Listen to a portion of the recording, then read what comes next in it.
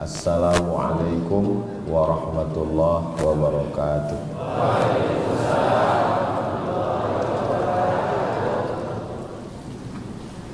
Kalau membeli daun salam, jangan dicampur dengan ragi. Yang semangat jawab salam bisa nikah sekali lagi.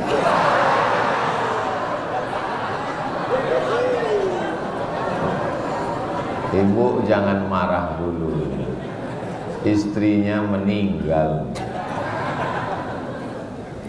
Semoga semua yang hadir ini selalu dalam rahmat Allah. Amin ya rabbal alamin. Tahun 1986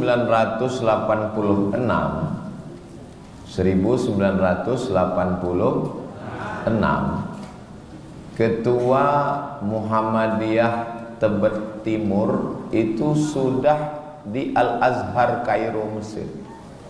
Saya masih kelas 4 SD. Itu poin pertama. Kedua, saat berdiri tadi beliau mengatakan ustazi, guru saya. Saya kelas 5 SD. Beliau di Kairo. Terus sekarang beliau bilang guru saya. Yang ketiga, beliau bilang kalau saya terkenalnya cuma di Tebet Timur. Kalau Ustadz Somad di mana-mana. 3 peluru itu dia tembakkan ke hati saya. Hampir meleleh air mata saya. Saya kalau diejek orang nggak tersentuh hati saya. Saya bisa membalas. Tapi kalau dibuat begitu, saya hanya bisa menangis. Mudah-mudahan Allah sehatkan guru kita. Allah panjangkan umurnya. Sehingga nikmat berkahnya melimpah buat kita semua insyaallah. Pengurus Majelis Ulama Indonesia, Dewan Masjid, kalau tuan pergi ke Mekah, jangan lupa beli sayur kubis. Kalau suara mikrofon sudah berubah, itu tanda waktu sudah mau habis. Saya pakai mic ini aja ya. Yang ini sudah agak lain suaranya. Hadirin hadirat, muslimin muslimat, pengurus Dewan Masjid Indonesia, Majelis Ulama Indonesia, Muhammadiyah, tokoh masyarakat, semua yang hadir ini dimuliakan Allah Subhanahu wa taala. Amin ya rabbal alamin. Judul yang diberikan ke saya adalah meneladani kepemimpinan dan akhlak Rasulullah sallallahu alaihi wasallam. Mudah-mudahan saya bisa menjelaskannya dengan baik. Allah menolong saya dan kita semua. Amin. Poin yang pertama, ketika Hajar Aswad itu dicopot dari sudut Ka'bah itu ada 4. Ada namanya Rukun Syami karena mengarah ke negeri Syam. Ada namanya Rukun Iraqi karena mengarah ke Irak. Ada namanya Rukun Yamani karena mengarah ke Yaman. Enggak ada Rukun Tebeti mengarah ke Tebet, enggak ada. Dan ada satu rukun namanya Rukun Hajar Aswad. Rukun itu artinya tiang. Ada satu tiang yang di situ tuh ditempel Hajar Aswad. Nah, Hajar Aswadnya dicopot. Kenapa Hajar Aswad dicopot? Karena sedang renovasi Ka'bah. Jadi Ka'bah dan Masjidil Haram itu nggak pernah selesai, sampai sekarang masih renovasi. Sama seperti Masjid Al-Huda Muhammadiyah Tebet, masih renovasi. Jadi kalau ada nanti orang yang ngomong apa ini Masjid Al-Huda Muhammadiyah ini kok nggak selesai-selesai, jadi pengurus jawabannya sudah ada. Masjidil Haram aja nggak selesai. Jadi jamaah yang punya kelapangan rezeki, ibu-ibu karena kajian pagi mungkin lupa bawa uang, panitia menerima cincin, gelang, rantai, anting, karena semua itu tidak dibawa. Yang ngomong malah bapak. Untuk apa disimpan banyak-banyak? Toh pada akhirnya kita ninggal, dan kalau ibu meninggal, meninggalkan banyak perhiasan, diambil oleh, nggak boleh suuzon. Lebih baik diwakafkan ke Masjid Al-Huda, ngalir pahalanya sampai hari kiamat insya Allah. Amin. Panitia siapkan karung.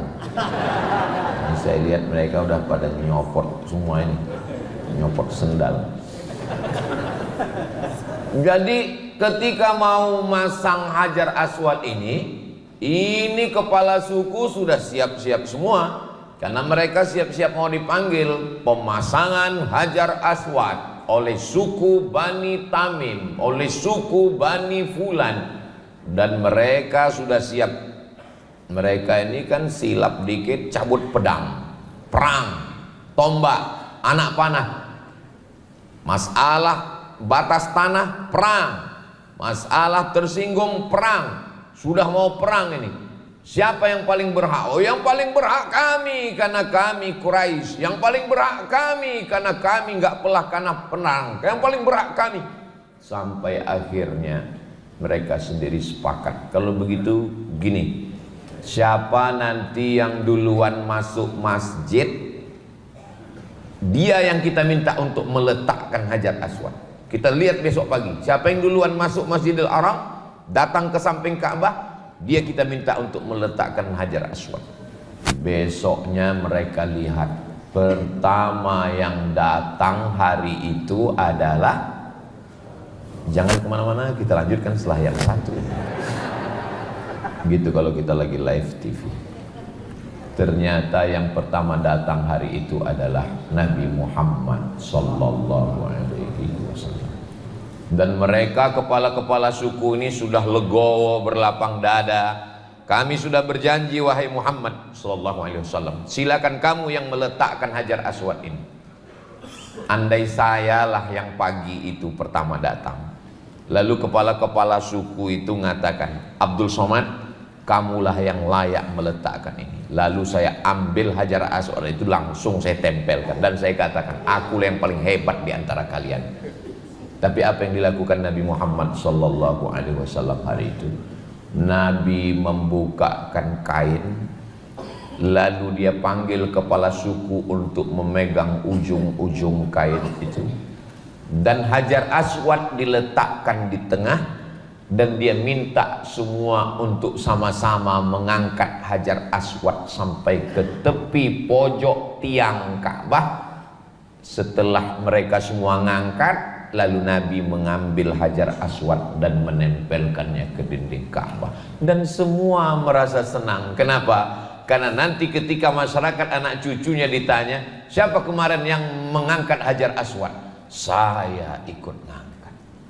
Begitulah kepemimpinan Nabi Muhammad sallallahu alaihi wasallam, mengayomi, merangkul, melindungi, sehingga orang merasa. Makanya tadi saya di awal saya sebutkan ketua pengurus cabang Muhammadiyah, DMI Muhammadiyah, Dewan Masjid Indonesia, Majelis Ulama Indonesia, tokoh masyarakat. Sebetulnya mereka tidak minta sebut.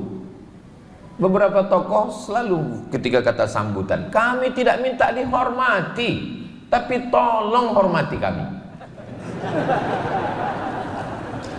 Saya ini sebagai orang tua nih, saya sebagai orang tua. Lalu saya datang ke masjid sebagai jamaah. Saya nggak minta disebut dalam tausiah itu, nggak ada. Saya minta ke panitia. Tapi kalau dari awal sampai akhir penceramah yang hadir maulid di masjid dekat rumah saya itu, sekalipun dia nggak ada nyebut Abdul Somad, dalam hati saya, memang saya ini kurang viral apa? Setelah selesai, saya tanya dia, kenapa kau nggak sebut nama saya? Kata dia, saya grogi Pak Ustaz. Jadi kalau ada nama bapak yang tidak saya sebutkan, itu bukan karena bapak enggak saya kenal, Saya grogi Pak, ada senior saya di bawah. Makanya dari tadi saya ceramah nih ngelihatnya kan ke kanan sama ke depan terus kan. Kenapa saya nggak ngeliat ke kiri? Bahan saya bisa hilang. Bapak Ibu yang dimuliakan Allah Subhanahu wa taala, manusia ini mau dianggap keberadaan dia itu betul-betul ada. Saya punya istri saya di Pekanbaru, Riau, jauh 1,5 jam baru sampai. Saya mau, dia mau bahwa dia itu dianggap, walaupun kamu jauh di Tebet, betul. Tapi saya ini istri kamu. Maka sebelum saya datang kemari, saya WA dia. Ini jadwal saya hari ini sayang. Doakan supaya semuanya mudah, lancar dan diridhoi Allah. Itu memang rutinitas saya tiap hari saya tausiah. Tapi kenapa saya perlu mengatakan itu? Bahwa dia itu ada. Begitu juga dengan pengurus Masjid Al-Huda Muhammadiyah. Insya Allah kesulitan mereka, kepayahan mereka hingga acara subuh ini terselenggara, mudah-mudahan dibalas Allah kebaikan semua. Nah ini pemimpin hari ini mesti begitu. Bapak Camat, Bapak Lurah, Bapak Kades, Bapak Kadus, Bapak RT, Bapak RW mengayomi, melindungi, menghormati, memuliakan. Ada di antara kita ini kalau bahasa kampung kami, didulukan selangkah, ditinggikan seranting. Ada orang-orang tua, tokoh masyarakat, kalau kita jalan, dia didulukan selangkah. Kalau kita tegak, dia lebih tinggi seranting. Nggak jauh tingginya, cuman seranting, nggak sampai 1 senti. Daunnya tempat bernaung, batangnya tempat bersandar, akarnya tempat bersila. Hormati mereka. Saya terus terang duduk di atas kursi, sementara di bawah ada tokoh ulama yang lebih tua dari saya. Ini saya merasa nggak enak ini. Tapi panitia udah nyiapkan kursi, sementara orang susah-susah nyari kursi. Jadi 10 jari saya angkat, mohon maaf kepada Bapak Ibu guru saya semua. Sudikah Bapak Ibu memaafkan saya?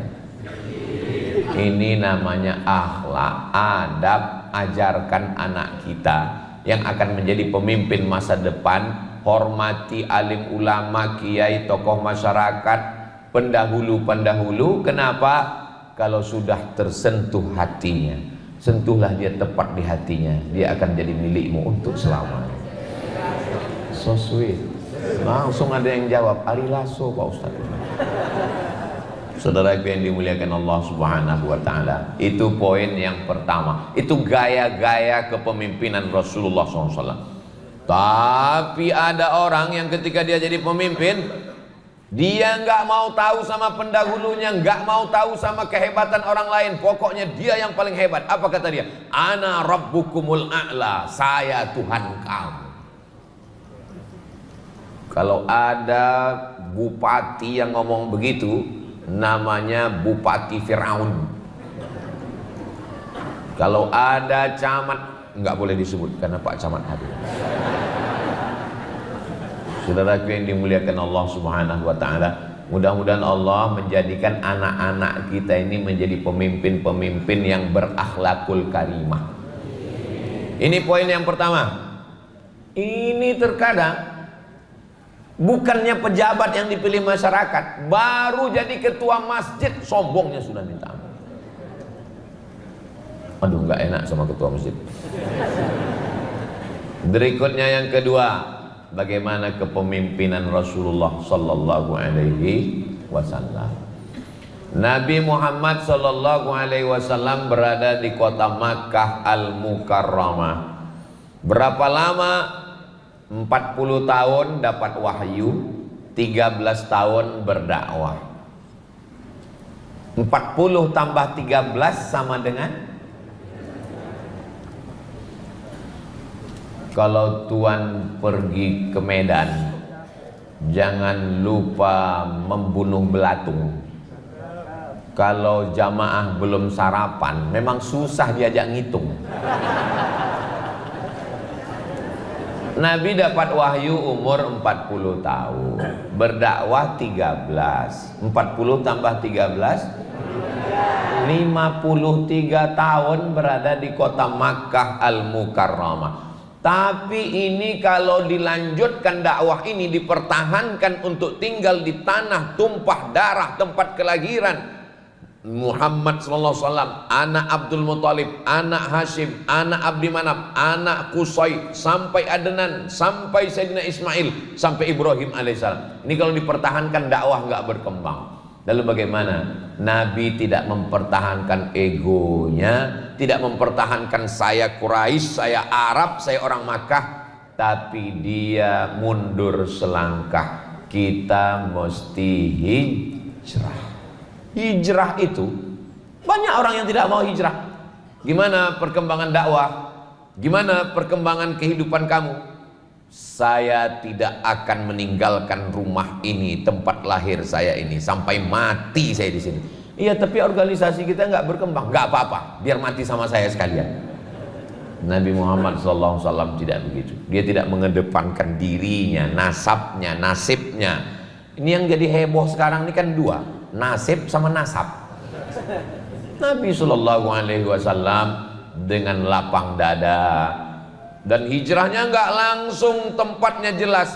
Hijrah yang pertama dikirim Ja'far bin Abi Thalib ke satu daerah jauh dari Makkah. Dari Makkah turun ke bawah Yaman. Dari Yaman nyebrang Laut Merah, Djibouti. Dari Djibouti naik lagi ke atas, namanya Habasyah. Habasyah itu sekarang dikenal dengan Ethiopia. Ibu kotanya namanya Addis Ababa. Ustadz kok tahu? Saya pernah ke sana. Ngapain Ustadz ke Ethiopia? Transit.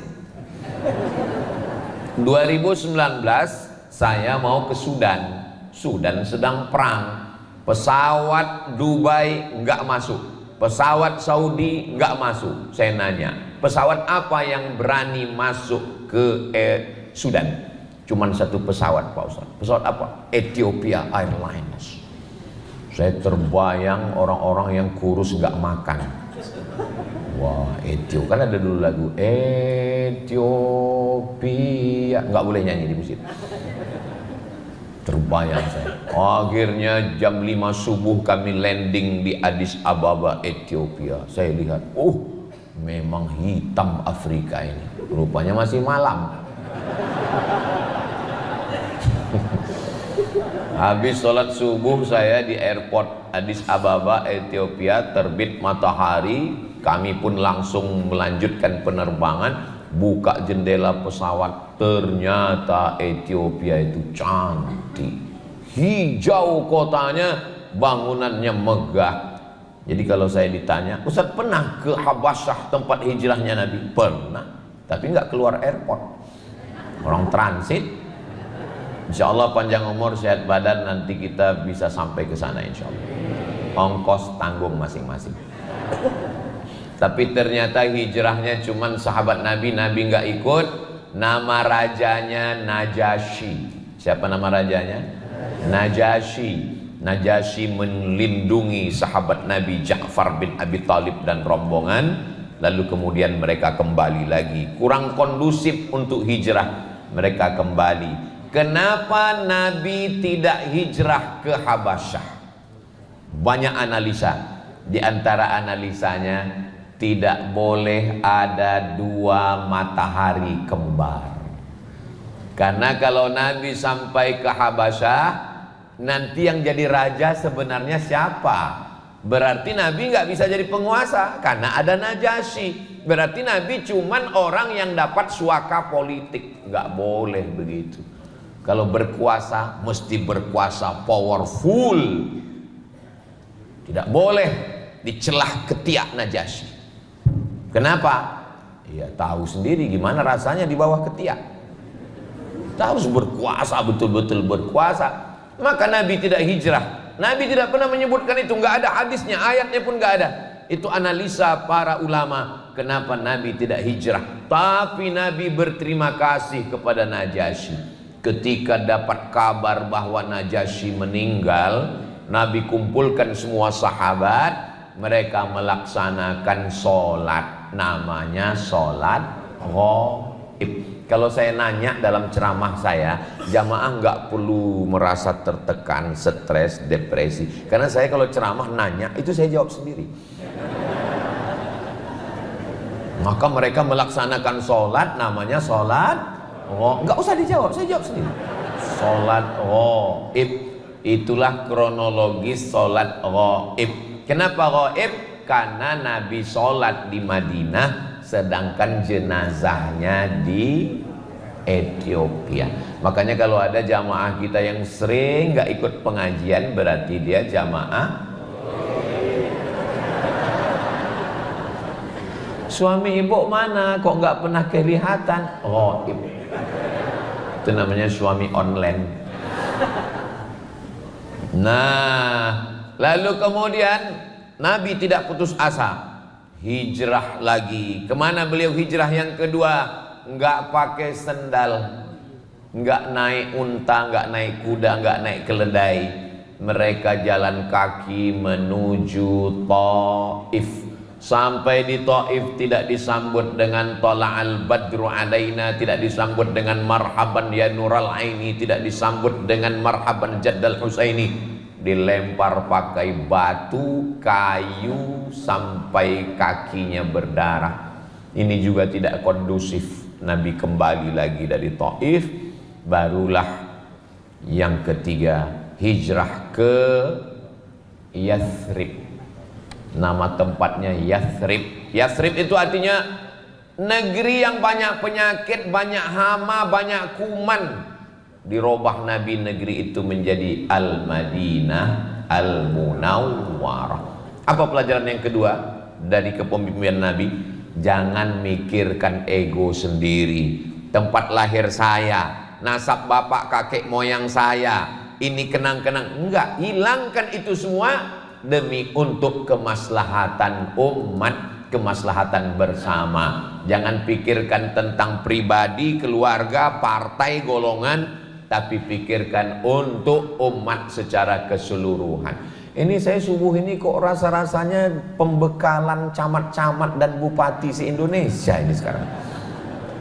Walaupun yang hadir ini adalah masyarakat biasa, tapi mereka adalah calon-calon menantu dan mertuanya para pemimpin, insya Allah. Kami ini bukan pemimpin Pak Ustadz. Bapak mungkin bukan pemimpin, tapi anak bapak, cucu bapak. Ya tapi ini kan yang hadir jamaah biasa. Mereka, apa efeknya ceramah Ustadz ini? Memang saya di Masjid Al-Huda Muhammadiyah Tebet, tapi ceramah saya ini ditonton oleh siapapun dimanapun melalui channel Ustadz Abdul Somad Official. Subscribe, like, share, and comment. Bapak Ibu yang dimuliakan Allah Subhanahu wa Ta'ala. Berikutnya yang ketiga. Ini sampai berapa Pak Ustadz? Ya sampai jamaahnya bosan. Yang ketiga, Nabi Muhammad sallallahu alaihi wasallam berangkat karena sudah kondusif, enggak lagi kondusif di Makkah, diputuskan untuk hijrah. Saat hijrah ke kota Al-Madinah Al-Munawwarah itu kelihatan gaya kepemimpinannya. Yang menemani Nabi di atas bukit Jabal Sur, Abu Bakar Siddiq. Yang tidur di tempat tidur Nabi, Ali bin Abi Thalib. Abu Bakar teman, Ali sepupu. Kalau kami di kampung bukan sepupu, kalau ayah saudara kandung namanya sewali. Kenapa sewali? Karena kalau ayah ninggal, kakek ninggal, dia bisa mewalikan nikah.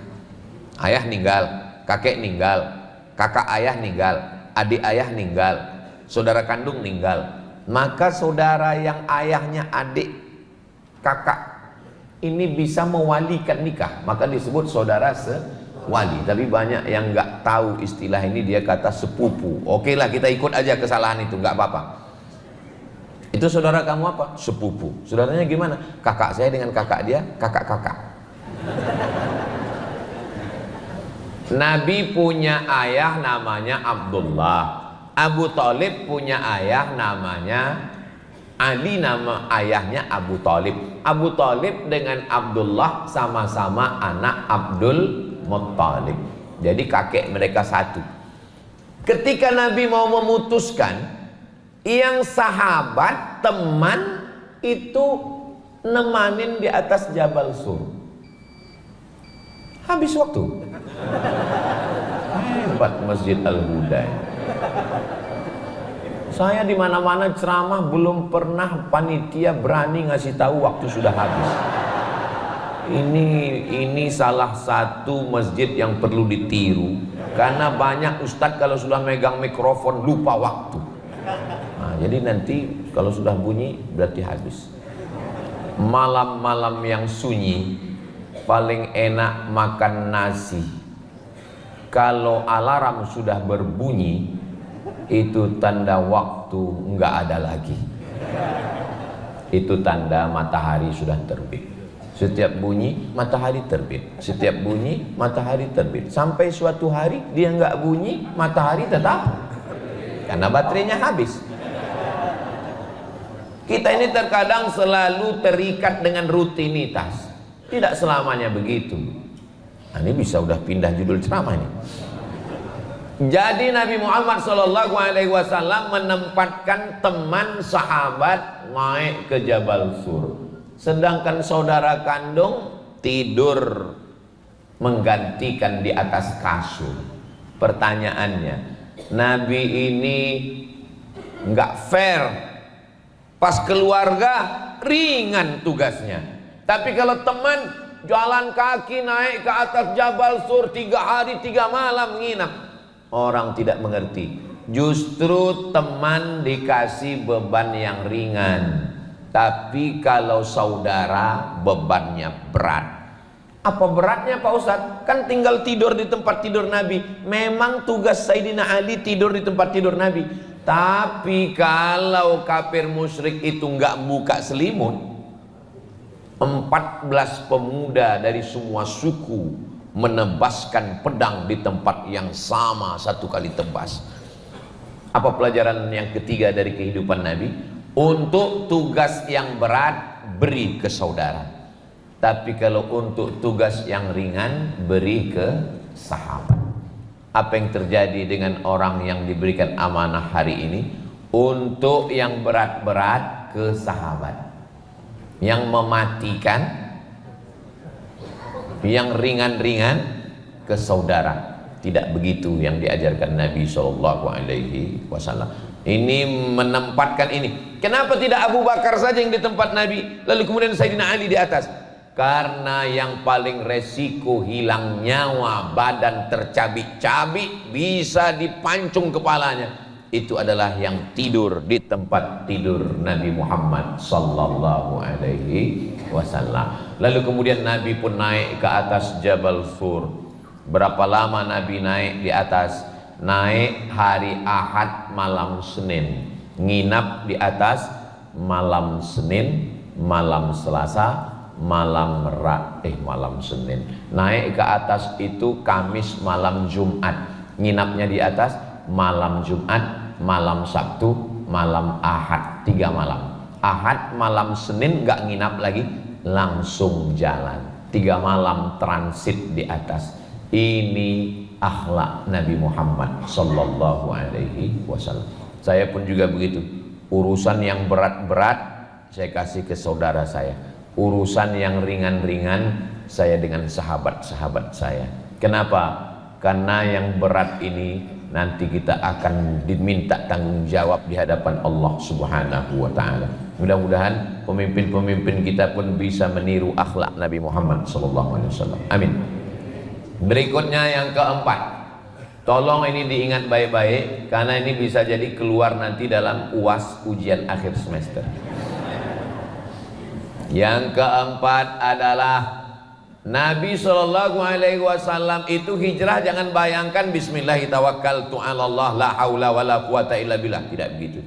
Lalu apa yang dilakukan Nabi? Yang menemani di atas Abu Bakar, yang tidur di tempat tidur Ali bin Abi Thalib, yang membawa berita hiruk pikuk di kota Makkah. Mana Muhammad? Kenapa dia lari? Sallallahu alaihi wasallam. Dia bersembunyi di mana? Berita ini dibawa ke atas. Ada orang yang siangnya di Makkah, malamnya di atas. Namanya Abdullah bin Abi Bakar. Ada yang bawa makanan, namanya Asma binti Abi Bakar, perempuan. Memang dari dulu perempuan itu ngurus kuliner. Makanya jangan ibu tersinggung kalau diserahkan ngurus makanan. Naik ke atas. Ada yang pura-pura bawa kambing di bawah. Apa pelajaran yang keempat dari Nabi? Kalau bahasa kampung kami, the right man on the right job. Orang yang tepat di tempat yang tepat. Jangan letakkan orang yang nggak tahu bangunan untuk menyelesaikan renovasi Masjid Al-Huda Muhammadiyah.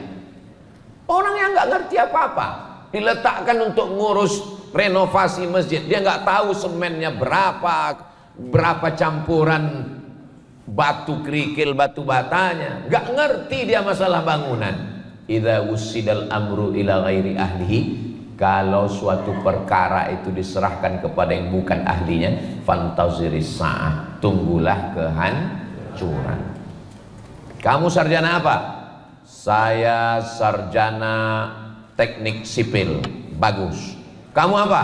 Saya dari Institut Teknologi Bandung ITB. Bagus. Gambar bagaimana kubah yang sesuai, bagaimana lampu, bagaimana supaya masjid ini cantik dan indah. Kamu sarjana apa?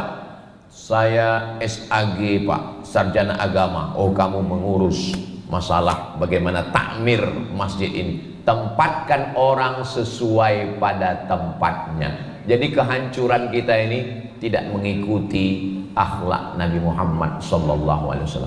Selama saya tausiah, rasa saya subuh inilah judul ceramah yang paling mantap. Kadang-kadang kalau saya diminta ceramah, apa judulnya? Marilah kita sabar. Sendal hilang, sabar. Suami hilang, sabar. Sabar ini bukan gak penting-penting, tapi bagaimana kepemimpinan Rasulullah dan akhlak Rasulullah SAW ini penting dikaji secara detail. Jadi jangan bayangkan Nabi Muhammad SAW itu waktu hijrah, Bismillahirrahmanirrahim, la haula wala quwata illa billah, kuserahkan semuanya kepadamu ya Allah. Enggak begitu. Dia ada strateginya, ada tekniknya, ada caranya. Siapa yang menemani, siapa yang tidur tempat tidur, siapa yang bawa makanan. Padahal Nabi kalau mau cukup berdoa. Sedangkan Nabi Isa aja berdoa, Anzil alaina ma'idatan minas sama, turunkan makanan dari langit. Apalagi Nabi Muhammad sallallahu alaihi wasallam, innama amruhu idza arada syai'an ayyaqula lahu kun fayakun. Ustaz, ajarkan saya doa yang paling makbul, yang ketika saya doa langsung ada. Allahumma barik lana fima razaqtana. Jangan dibaca sekarang, takutnya cacingnya udah siap. Saudara yang dimuliakan Allah Subhanahu wa taala. Berikutnya yang kelima.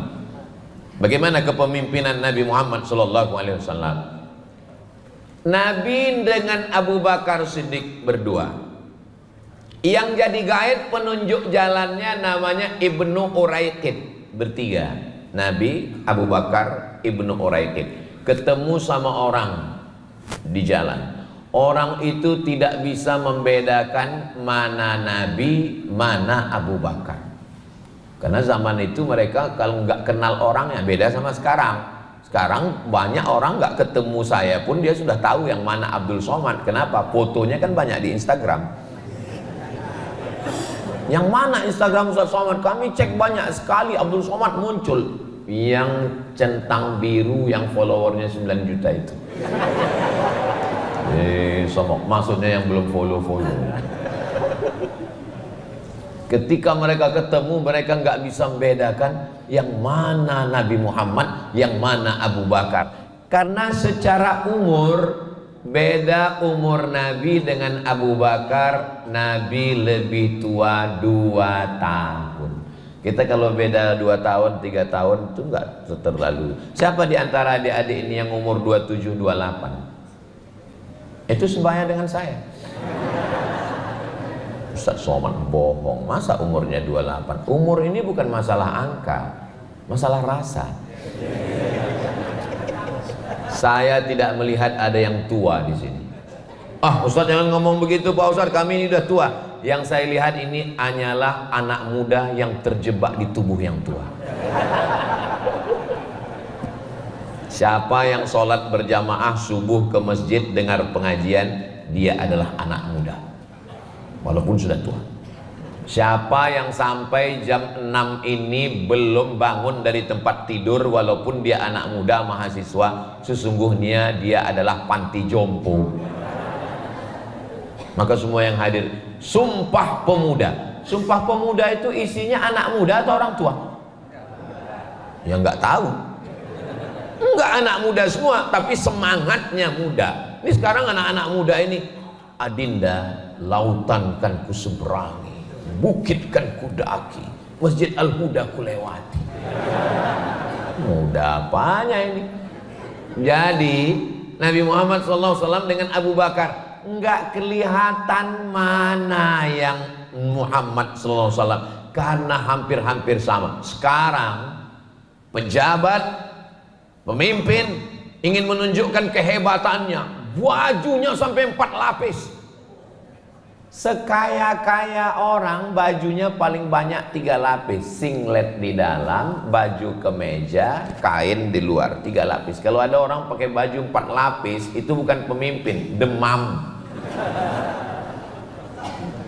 Ada sekda ngasih tahu saya, kata sekda ini, sampaikan ke Ustadz Somad supaya dia kasih tahu pejabat-pejabat, jangan cuman mau makan nasi goreng malam bawa mobil dinas sampai 4 hanya untuk menunjukkan hebat.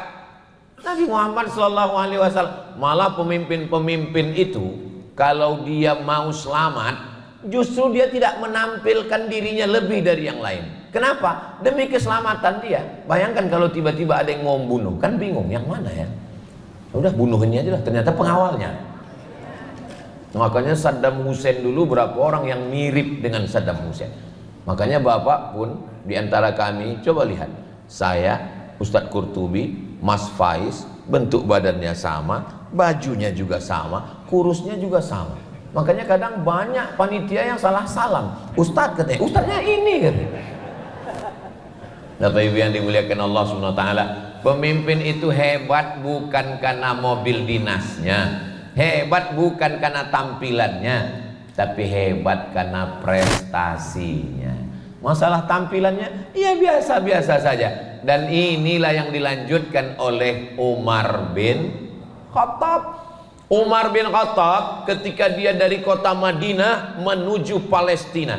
Mudah-mudahan Allah menolong saudara kita di Gaza. Jangan pernah lupakan Gaza. Alah, Ustaz Somad aja lupa Gaza. Palestina. Ibu-ibu pakai jilbab Palestina. Seorang perempuan gak pakai jilbab, non muslim, diusir dari parlemen Belanda. Buka beritanya di medsos. Perempuan non muslim diusir dari parlemen Belanda. Dia anggota DPR-nya Belanda. Kenapa diusir? Karena dia pakai baju Palestina, pakai topi Palestina, pakai sorban Palestina. Belikan stiker, tempelkan di kulkas supaya anak kita setiap mau minum Palestina. Bahkan ibu-ibu kemarin ada ditempelnya stiker di pipinya Palestina. Waktu acara menolong saudara kita di Palestina di Senayan, mudah-mudahan kita termasuk orang yang mendoakan Palestina. Makanya saya kalau khutbah Jumat itu nggak pernah absen sekalipun di atas mimbar. Allahumma ansur ikhwanana al-mujahidina fi Palestin. Tolong saudara kami di Palestina ya Allah. Ustaz kok membentak-bentak Allah? Kenapa Ustaz kalau doa Palestina itu suaranya melengking? Allah maha mendengar. Saya bukan membentak Allah, saya membangunin yang tidur di bawah. Makanya kalau saya khutbah itu, cuman jamaah kan nggak tahu karena kameramennya cuman ngesut saya. Coba kameranya dua, kemana mata saya waktu berteriak itu? Allah mansur ikhwananal mujahidinal musta'afina fi Palestin. Karena yang bagian sini. Saudara yang dimuliakan Allah Subhanahu wa taala, begitulah.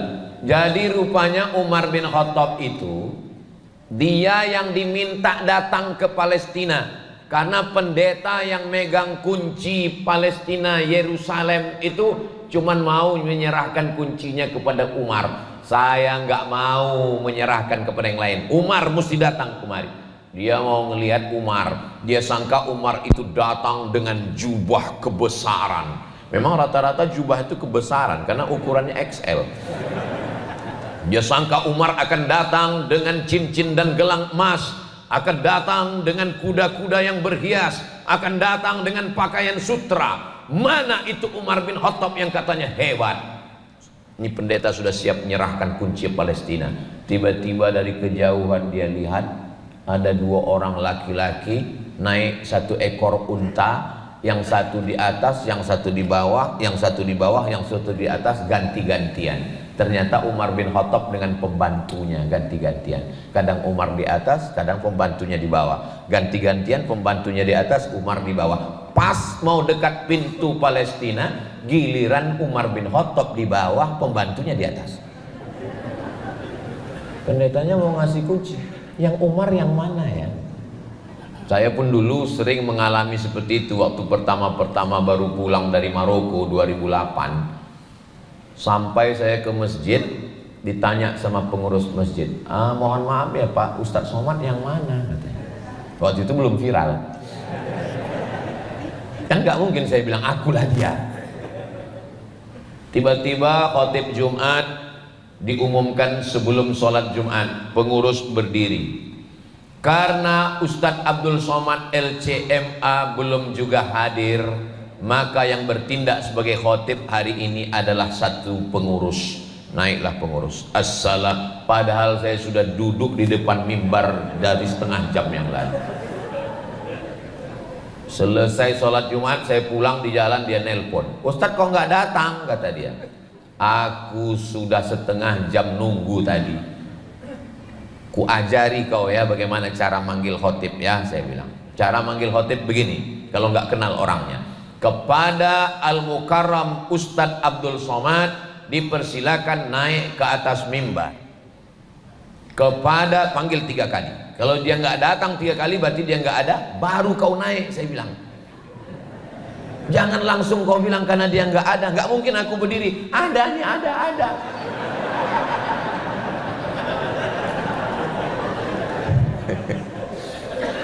Saya suatu kali ceramah ke satu masjid, satu daerah dari Pekanbaru ke Rokan Hulu. Sampai di pinggir jalan saya pun parkir, hujan. Lalu saya di mobil, datang pengurus masjid ngetuk pintu kaca, bawa payung. Pak, Ustadz Somadnya mana? Saya mau ngasih payung, katanya. Akulah dia, saya bilang. Jadi mereka tidak bisa mengenali. Kenapa? Karena tampilannya, karena bajunya, karena biasa. Tanda orang kaya bukan karena kelebihan bajunya. Kalau bajunya berlebih, serahkan ke panti asuhan Muhammadiyah. Nih, jangan lupa, walaupun kajian kita tentang kepemimpinan, kotak sedekah tetap diisi. Sekarang semuanya sudah bisa melalui kris. Sudah ditulis di toko-toko, sudah bisa bayar pakai kris. Maka banyak orang bawa kris sekarang. Saudara yang dimuliakan Allah Subhanahu wa taala, berikutnya yang ke-6. Nabi pun sampai ke kota Al-Madinah Al-Munawwarah. Bagaimana gaya kepemimpinan Nabi? Dia kumpulkan Al-Muhajirin yang datang dari Makkah, dikumpulkan yang ada di Madinah, namanya Ansor, dipersaudarakan. Hai Muhajirin, hai Ansor, kamu bersaudara. Ternyata orang Ansor ini berperang, sesama Ansor. Nama sukunya 2, Aus dan Khazraj, bukan haus. Aus. Makanya kalau ngaji itu kalau dengar betul, kalau tidur betul. Jangan antara tidur, nanti pulang ditanya sama anaknya, apa aja Pak yang suku di Madinah itu? Haus sama lapar. Aus dan Khazraj. Aus dengan Khazraj berperang, diabadikan dalam Al-Quran. Wadhkuru ni'matallahi alaikum, ingatlah nikmat Allah kepada kamu. Idh kuntum a'daan, ketika kamu berperang, berkelahi, bermusuhan. Fa'allafa baina qulubikum, Allah menyatukan, mempertautkan hati kamu. Fa'asbahtum bi ni'matihi ikhwana, lalu dengan nikmat itu kamu menjadi bersaudara. Muhajirin, Ansar dipersaudarakan. Ansar, Aus dan Khazraj dipersaudarakan. Dan di Madinah ada 4 yang tidak Islam: Bani Nadir, Bani Quraizah, Bani Qainuqa, Yahudi Khaybar. Jadi kalau begitu berapa komunitas? Muhajirin, Ansar, Aus, Khazraj, Bani Nadir, Bani Quraizah, Bani Qainuqa, Khaybar, dipersaudarakan semuanya.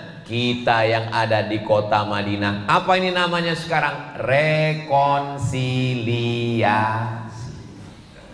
Dan kita pun sekarang berada di Tebet ini ada orang Betawi tentu saja, penduduk asli, ada orang dari Jawa, ada orang Sumatera. Saya dari Sumatera. Ada saudara kita dari Bubuhan Kalimantan, ada saudara kita dari Bugis Makassar Aga Kareba, ada saudara kita dari Papua. Maka pemimpin mengayomi, melindungi, rekonsiliasi.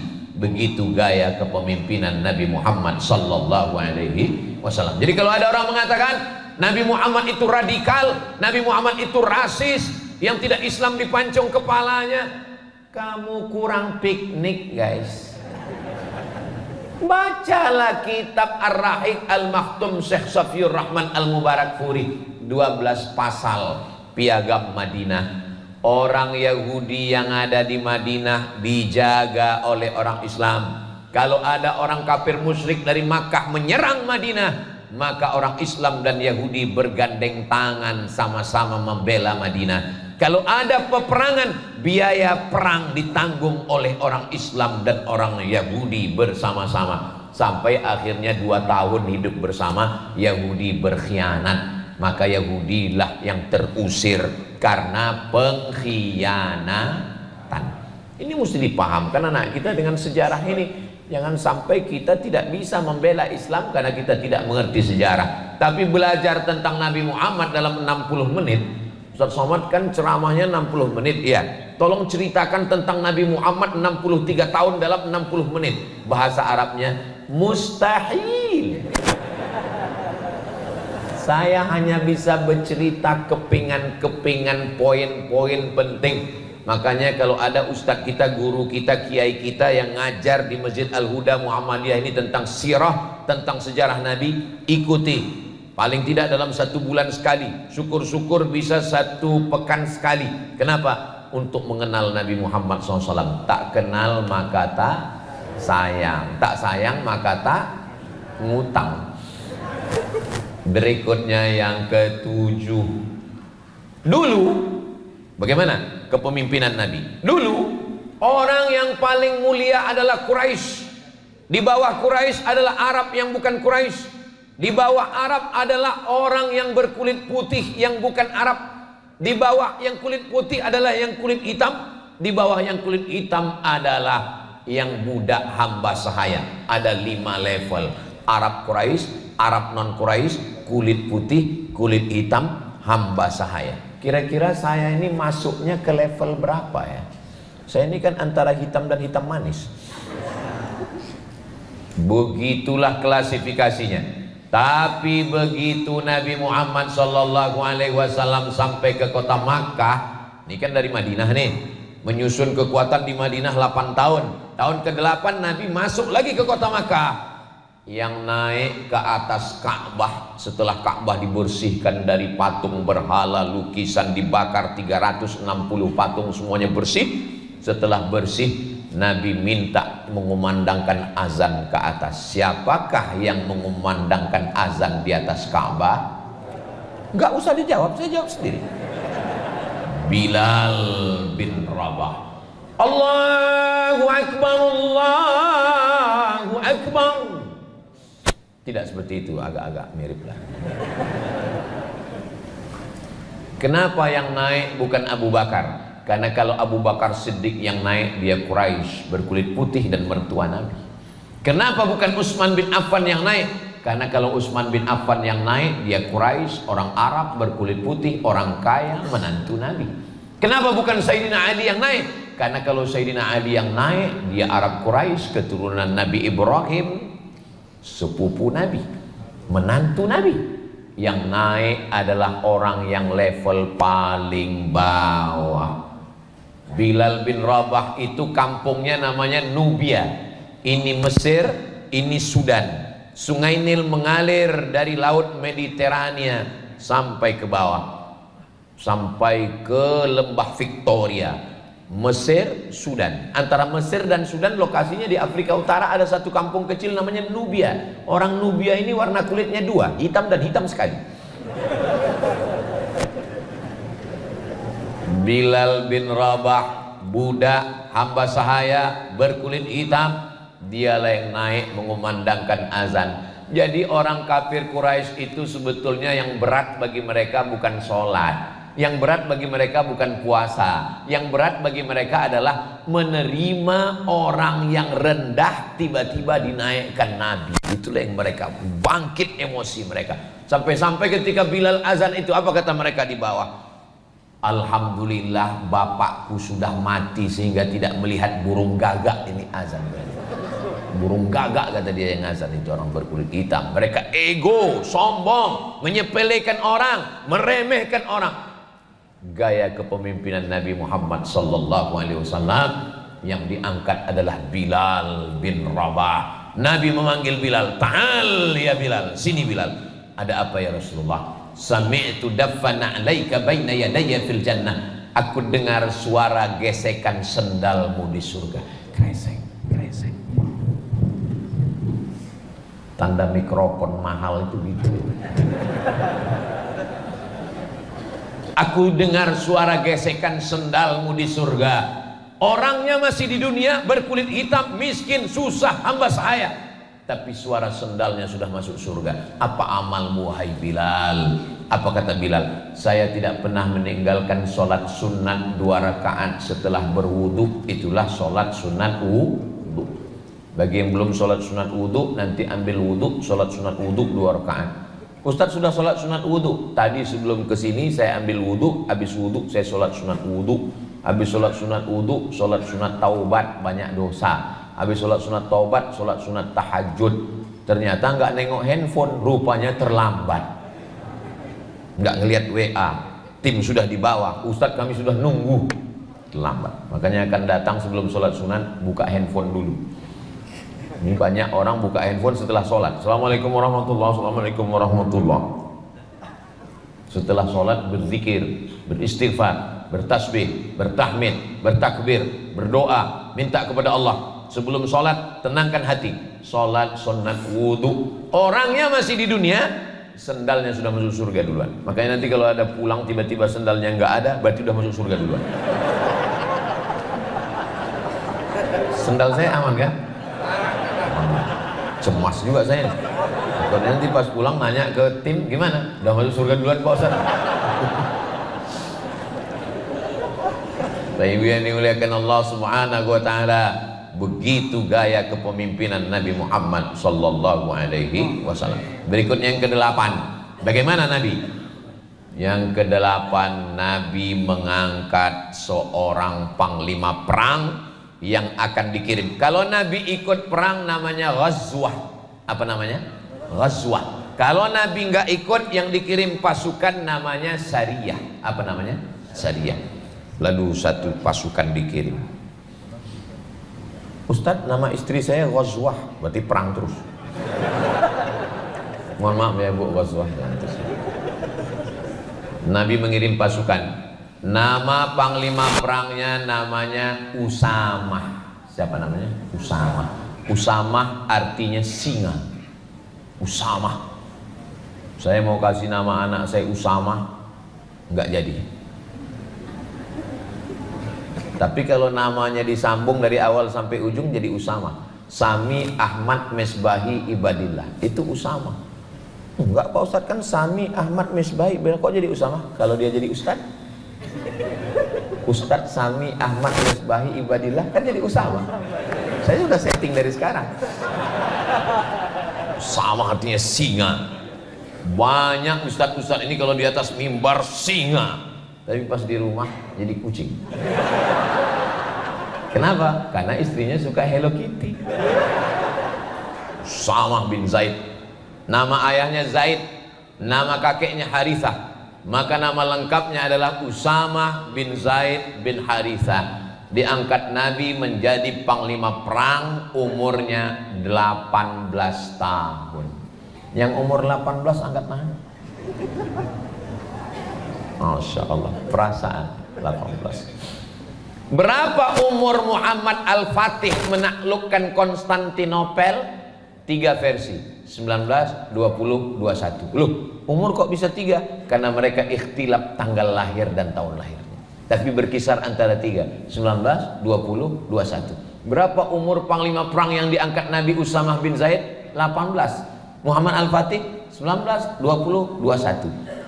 Tanya anak-anak muda sekarang, berapa yang sudah kau taklukkan? Hati dia. Nabi mengangkat pemimpin layak, memang hebat, maka dia diangkat.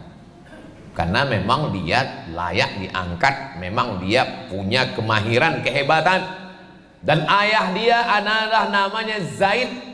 Zaid ini punya ayah namanya Harithah. Inilah laki-laki yang dulu pernah dipanggil namanya Zaid bin Muhammad. Zaid bin Muhammad, karena Zaid anak angkat Nabi Muhammad SAW. Turun ayat, maka Muhammadun aba ahadim mir rijalikum. Muhammad bukan bapak kamu, walakin Rasulullah, dia adalah Rasul utusan Allah, wa khataman nabiyyin, penutup para nabi. Bapak kalau punya anak angkat, mana tahu pulang dari Masjid Al-Huda Muhammadiyah Tebet sampai di rumah ada kardus, pas dibuka kardusnya, jaga anak ini suci bersih, mamin mauludin illa yuladu alal fitrah. Tapi nanti pas buat aktenya jangan buat namanya bin kardus, kecil hati dia. Jangan pula buat namanya bin nama kita, nggak boleh. Kenapa? Nggak boleh menisbatkan bin kepada nama. Lalu bin apa Pak Ustadz? Buat aja namanya bin Abdillah. Jangan buat bin hamba Allah. Bin Abdillah, bin Abdil, jangan bin Abdul. Nah tiba-tiba dipanggil dia Zaid bin Muhammad, turun ayat, jangan nisbatkan dia kepada Muhammad sallallahu alaihi wasallam. Akhirnya dipanggil lagi dengan nama bapak kandungnya, namanya Zaid bin Harithah. Dia punya anak laki-laki namanya Usamah bin Zaid, dan dia adalah panglima perang yang beberapa saat sebelum Nabi meninggal diangkat menjadi salah satu pemimpin perang. Apa maknanya? Ini akhlak Nabi, diberikan kepada orang yang layak, diberikan kepada orang yang mampu. Kalau dia mampu, dia layak, diberikan. Berikutnya yang ke-8. Yang ke-9, saya sebetulnya ingat, cuman mengasih ngetes jamaah ini masih sadar atau enggak. Biasanya kalau jamaah itu udah enggak sadar, enggak peduli, terserahlah Pak Ustadz, yang penting cepat selesai, ini sarapan belum, anak mau sekolah ini. Tadi saya mulai tausiah jam 5:15, sekarang sudah jam 6:15. Jadi tanpa terasa saya ini sudah, padahal di mana-mana saya ceramah itu kan menurut botol minuman. Mestinya kalau botolnya kecil begini 300 ml. Tapi ada 2 gelas lagi di bawah. Saudaraku yang dimuliakan Allah Subhanahu wa taala, saya berharap poin-poin yang saya sebut. Sengaja saya ucapkan poin-poin biar mudah diingat, dan videonya nanti bisa dipotong-potong adik-adik kita, di share. Alhamdulillah Pak Ustadz, ceramah Ustadz itu saya share semua. Pernah dengar? Enggak. Saya nge-share aja Pak Ustadz. Dapat, saya mau limpahan amal share aja Pak Ustadz. Khawatirnya nanti waktu ditanya malaikat, dia udah masuk surga, baru di-share aja.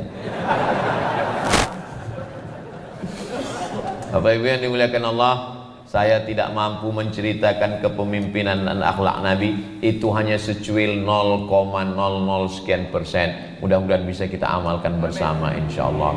Terima kasih atas segala perhatian. Mohon maaf segala kehilapan. Saya tutup dengan pantun penutup, menangkap puyuh di Bukit Selasih. Thank you dan terima kasih. Subhanakallahumma wa bihamdika asyhadu an la ilaha illa anta astaghfiruka wa atubu ilaik. Wa sallallahu ala nabiyyina Muhammad wa ala alihi washabbihi wasallam walhamdulillahi rabbil alamin. Wassalamualaikum warahmatullahi wabarakatuh.